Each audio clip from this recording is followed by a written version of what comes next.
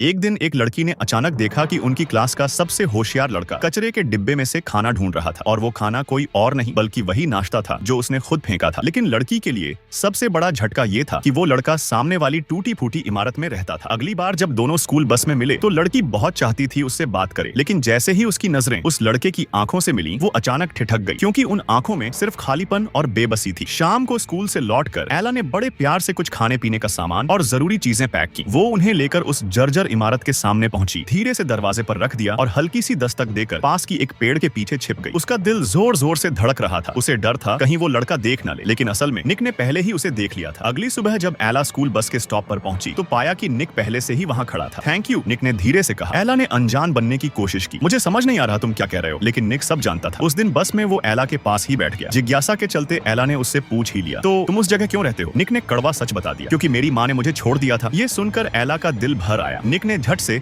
अपने हाथ की चोटों को छुपा लिया। वो टूटी इमारत जहां निक रहता था वहां एक ऐसा राज छिपा था जिसे एला आने वाले 10 सालों तक भी नहीं जान पाएगी। धीरे धीरे निक के शरीर से अजीब सी गंध आने लगी, जिसकी वजह से क्लासमेट उसका मजाक उड़ाने लगे। ओह गॉड, यहाँ से भी बदबू आ रही है। ये सुनकर निक शर्म से सिर झुका लेता। एला ने तुरंत उसका हाथ थाम लिया और बोली, देखो मेरे पेरेंट्स काम से देर रात तक घर नहीं आते। अगर तुम नहाना चाहो या कपड़े धोना चाहो तो तुम्हें कोई रोक नहीं है। निक के चेहरे पर पहली बार मुस्कान आई और तब एला को भी चैन मिला। असल में एला निक की मदद क्यों कर रही थी? ये सिर्फ दोस्ती नहीं थी, बल्कि इसलिए भी कि वो खुद दर्द को अच्छे से समझती थी। एला का पिता शहर का मेयर था। लोगों की नजर में ये एक बहुत बड़ी और इज्जतदार पहचान थी, लेकिन घर की चार दीवारी के भीतर वो इंसान दरिंदगी की हदें पार कर चुका था। अक्सर बिना वजह वो माँ को पीटता था। ये सब कुछ एला ने बार बार अपनी आंखों से देखा था, इसीलिए उसका दिल भी हमेशा डर और दर्द से भरा रहता था। उस दिन निक ने नहाकर एला के पापा के कपड़े पहन लिए। ये कपड़े तो मेरे पापा पहनते नहीं है, उन्हें पता भी नहीं चलेगा। ये कहकर निक जाने ही वाला था कि एला ने रोक लिया। मेरे पेरेंट्स अभी 1 घंटे तक नहीं आएंगे। अगर तुम चाहो तो टीवी देख लो या आराम कर लो। दोनों सोफे पर बैठ गए, पॉपकॉर्न खाते हुए टीवी देखने लगे। उस हल्के फुल्के माहौल में एला ने उससे उसके सपनों के बारे में पूछा। निक ने कहा, मैं बड़ा होकर नेवी मरीन बनना चाहता हूँ। एला हंस पड़ी। अरे नेवी में तो सिर्फ मजबूत लोग जाते हैं। लेकिन फिर भी उसे खुशी हुई, क्योंकि अब निक की आंखों में पहले जैसा खालीपन नहीं था। लेकिन चूंकि उसके पास कोई घर नहीं था, वो हमेशा उसी जर्जर इमारत में रहता। एला अक्सर उसके पास जाती, उसे खिलाती, उसके साथ पौधे लगाती। धीरे धीरे दोनों की जिंदगियां एक दूसरे से जुड़ने लगी। लेकिन असली सवाल ये है, क्या निक और एला की ये दोस्ती सच में हमेशा के लिए मजबूत होगी या हालात इन्हें एक दूसरे से अलग कर देंगे? ये राज आपको अगले पार्ट में पता चलेगा। तो अगर आपने अभी तक चैनल को सब्सक्राइब नहीं किया है तो अभी सब्सक्राइब कर लो, ताकि अगला पार्ट सबसे पहले आप देख पाओ।